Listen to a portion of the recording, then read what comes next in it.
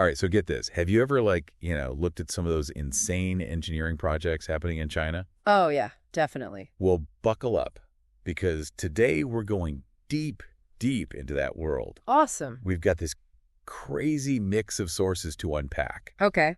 On the one hand, we've got these, vivid descriptions of modern bridges popping up all over China. Uh-huh. I mean, we're talking, seriously jaw-dropping stuff, the kind of stuff that makes you question gravity. Right. And then on the other hand, we've got snippets from what looks like a book proposal about the history of engineering in China. Oh, wow. I mean, we're talking way, way back. Interesting. Yeah, it's like we're going to be bouncing back and forth between centuries. So like ancient and modern marvels all in one. Exactly.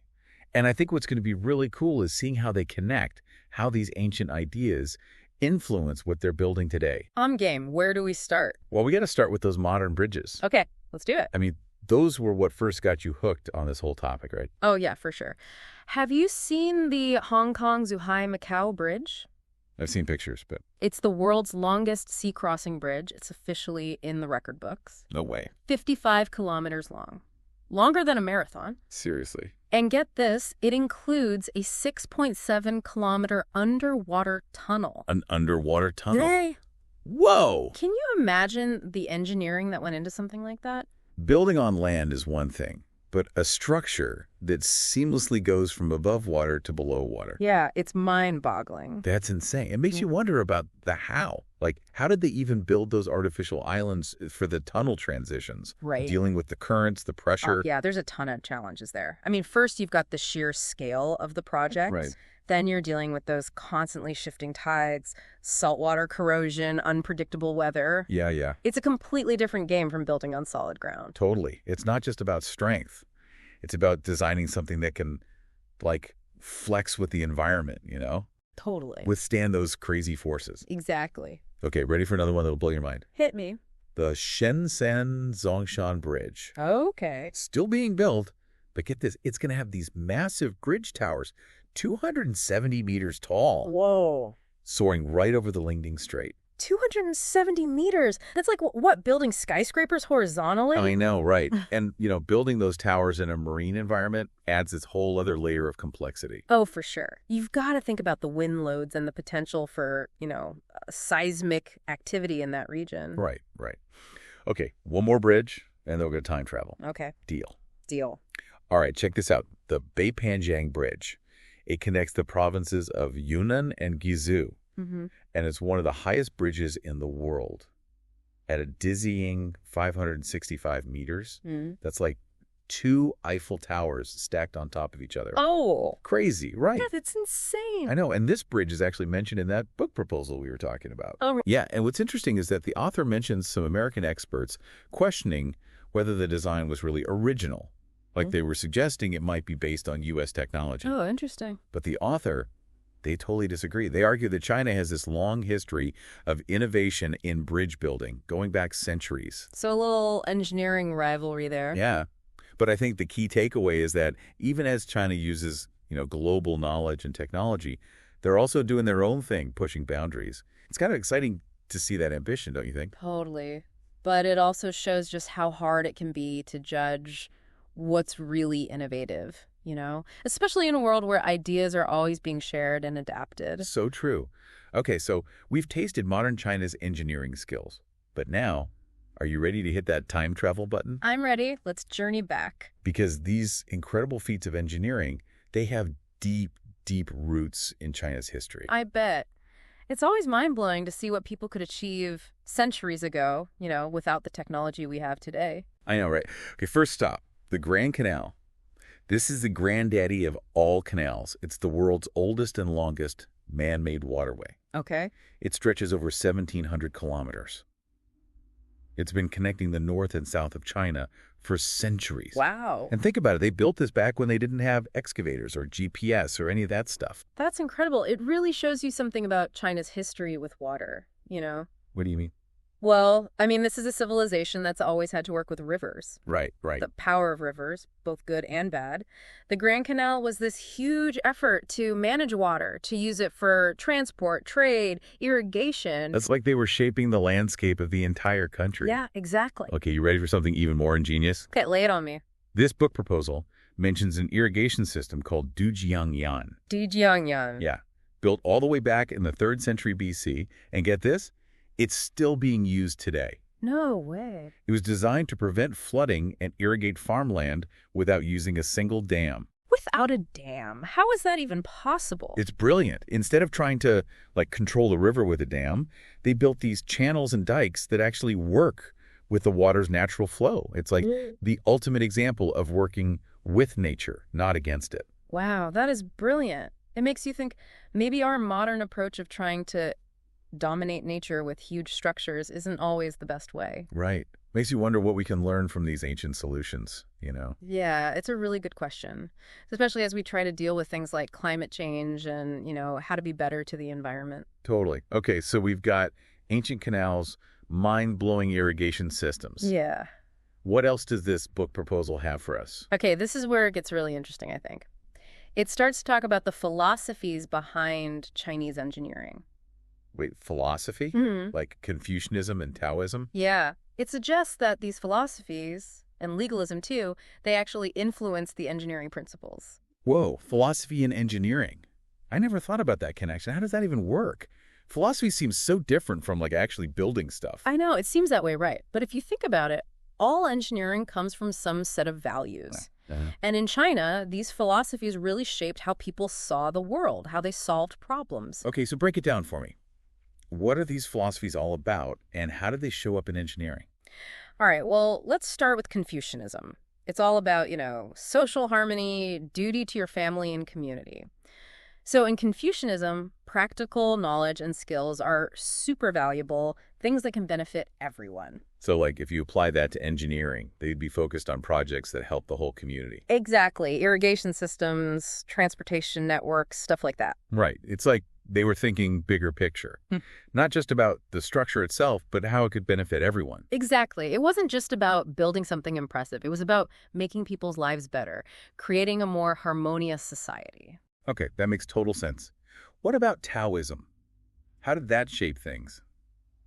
Taoism is all about living in harmony with nature, understanding the natural flow of things and working with it instead of trying to control it. So the Dujiangyan irrigation system. Ding, ding, ding. Yeah. Exactly. It's all about working with the river, not trying to dam it up and force it into submission. It's incredible how they did that, Yeah. achieving that kind of control without a massive dam. Yeah, it's a testament to how well those ancient engineers understood the river, its patterns, its power. It's like they saw the river as a partner, not an obstacle. Right. And that led to some incredibly innovative and sustainable solutions.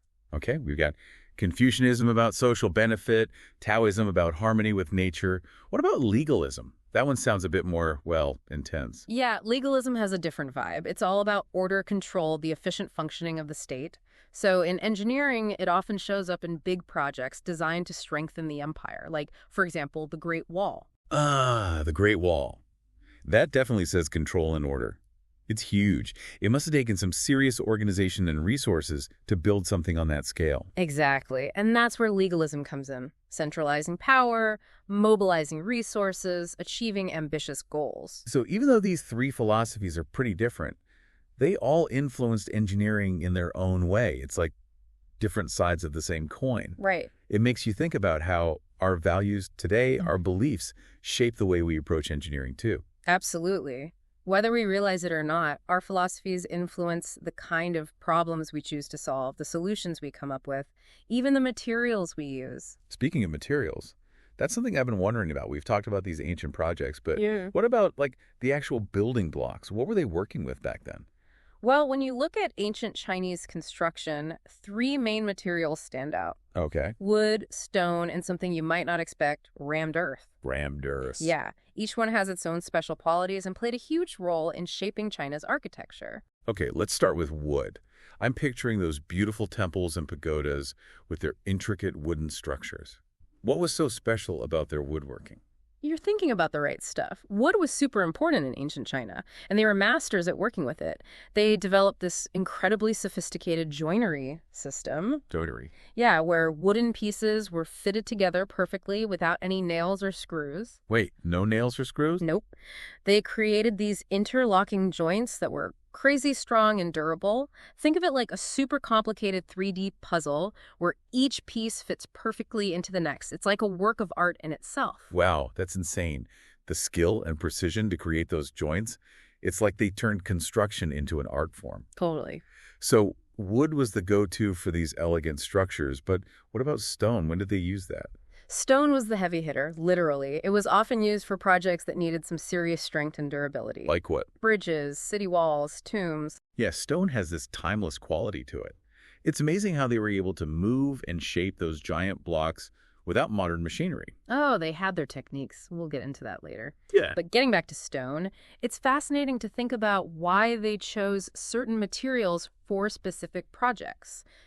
They weren't just thinking about practicality, they were also thinking about symbolism, cultural values. So the material wasn't just about strength or ease of use.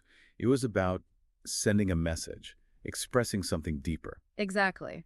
For example, stone was often associated with strength, permanence, even imperial power. It's not a coincidence they used it for tombs and grand palaces. Makes sense. Okay, so wood is for elegance and artistry, stone is for strength and power. What about this rammed earth you mentioned? That one sounds a bit more, well, down to earth. Rammed earth is exactly what it sounds like. It's basically earth that's been compacted into a solid building material. So like building with the earth itself. Right. It might sound primitive, but it's actually incredibly strong and durable, especially in drier climates. I'm guessing they use this for more everyday structures, right? Yeah. Houses, walls, that kind of thing. You got it. Rammed earth was practical and readily available. So, yeah, it was used for houses, walls, even sections of the Great Wall. The Great Wall. Yep. And it's also incredibly sustainable and energy efficient, which is why it's making a comeback today. It's amazing how they could create such strong structures from something as basic as earth. It makes you think about all the possibilities of building with natural materials. That's a really good point. And it's something that architects and engineers are rediscovering now. Really? Yeah. There's a growing movement towards using natural building materials like rammed earth because they're sustainable, energy efficient, and often more beautiful than those synthetic materials we've gotten used to. It's like we're coming full circle, rediscovering the wisdom of those ancient building techniques. Right. It's inspiring to think those lessons from the past can still apply to the challenges we face today. Totally. There's so much we can learn from the way ancient cultures worked with nature, adapted to their surroundings, and built things that have stood the test of time. All right, we've talked about the philosophies, the materials they use. I'm dying to know, how did they actually build these structures? What kind of tools and techniques did they use? I can't imagine they were moving those giant stone blocks by hand. They did have a lot of manpower, that's for sure, but they also had some seriously ingenious tools and techniques. Really? Oh, yeah. We'll dive into the ancient Chinese toolbox next time. I can't wait. I'm already picturing them with their compasses and levels. It's going to be a wild ride. Awesome. So for everyone listening, stay tuned. We're going to uncover those ancient engineering secrets that made these marvels possible. You won't want to miss it. Welcome back. So last time we were digging into those philosophies like Confucianism and Taoism, how they actually shaped the way ancient Chinese engineers approached building. It was mind-blowing, really. Who knew there was this deep connection between philosophy and like building a bridge? Right. So let's unpack that some more. Yeah. I'm really curious to see how these ideas played out in actual projects. Okay, so let's think about some real-world examples. Remember the Grand Canal? That 1,700-kilometer mega canal? Oh yeah, hard to forget something that big. Well, if you look at the Grand Canal through a Confucian lens, it really embodies that idea of using engineering for the good of society. Okay. This massive project connecting different regions, boosting trade, making life better for people. Talk about duty to your community, right? Right. It wasn't just a cool engineering feat. It was about a bigger purpose. Like, how could this canal benefit everyone? It's like they built social good right into the design. Exactly. That's classic Confucianism, building something that improves lives and strengthens the bonds within society. Okay, Confucianism makes sense for that. Yeah. But how does something like the Zhuangyan irrigation system, the one without a dam, how does that fit into Taoism? Zhaozhou. It's like a textbook example of Taoist principles in action. Yeah. Remember we talked about Taoism being about living in harmony with nature? Yeah. Well, the Zhuangyan system is all about that, not trying to dominate the river, but working with its natural flow, guiding the water gently. It's amazing how they achieved that control without needing this huge dam. They must have had such a deep understanding of how the river behaved, its power, its patterns. It's like they saw the river as a collaborator, not something to be conquered. Exactly. And that's what makes Zhujiangyan so brilliant. It's a testament to that ancient Chinese understanding of how to work with nature, not against it. Okay, so we've got Confucianism with the focus on social good, Taoism with that harmony with nature angle. Mm-hmm. Now, what about legalism? How does that philosophy of order and control fit into this?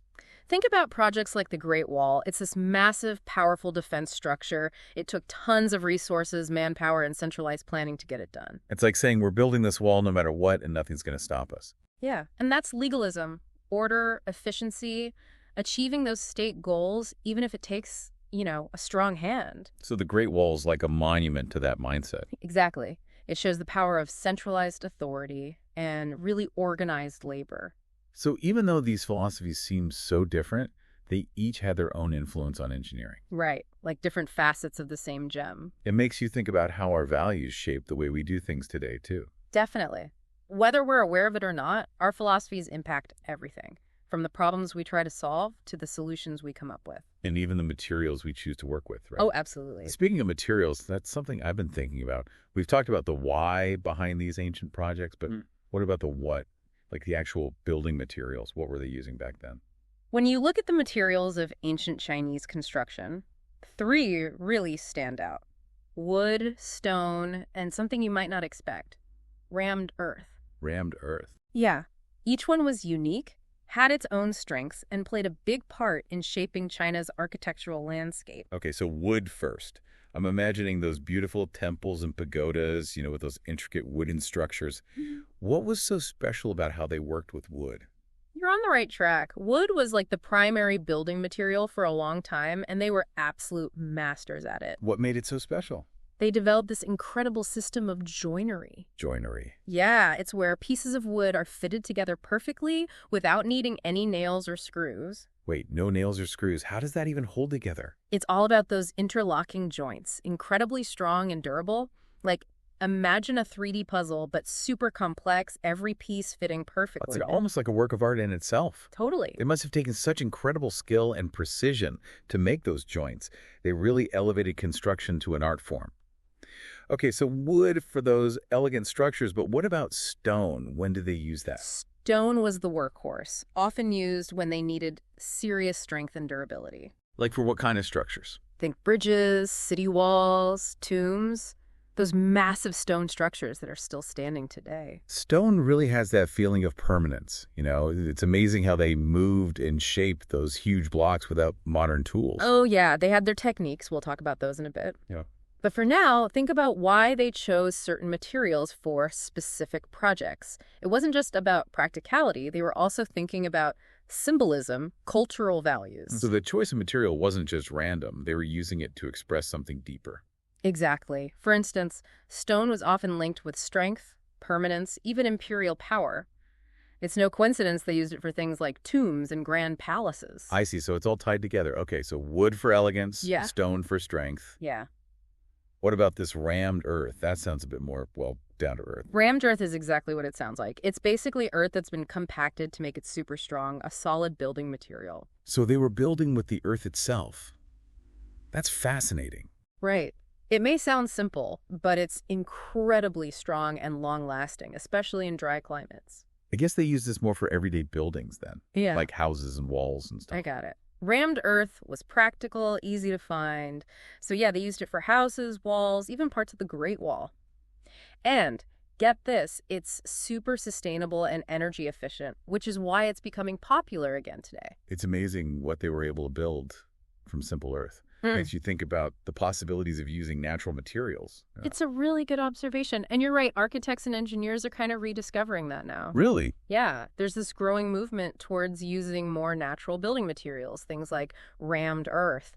They're sustainable, energy efficient, and honestly, often more beautiful than the artificial stuff we've gotten used to. It's like we're going back to the future, relearning those old building techniques. Right. There's so much wisdom to be found in the past. Yeah, and it's inspiring. Those lessons from centuries ago can still help us face challenges today. Definitely. Like learning from those ancient cultures that understood how to work with nature, build for the long haul, and use resources wisely. Okay, so we've talked about the philosophies, the materials they used. Now I'm really curious, how did they actually put it all together? What kind of tools did they use to build these structures? I can't picture them moving those giant stone blocks by hand. Well, they did have a lot of manpower, that's for sure, but they also had some seriously clever tools and techniques to help them out. Oh, yeah. Like what? Well, that's what we'll dive into next time. We're going to crack open the ancient Chinese toolbox and see what treasures we find. I'm so ready. I'm already imagining them with their, ancient levels and measuring tools. It's going to be a wild ride. So for everyone listening, stay tuned. We're about to get hands-on with those ancient tools and technologies that made those engineering marvels possible. Okay, get this. We're about to crack open that ancient Chinese toolbox.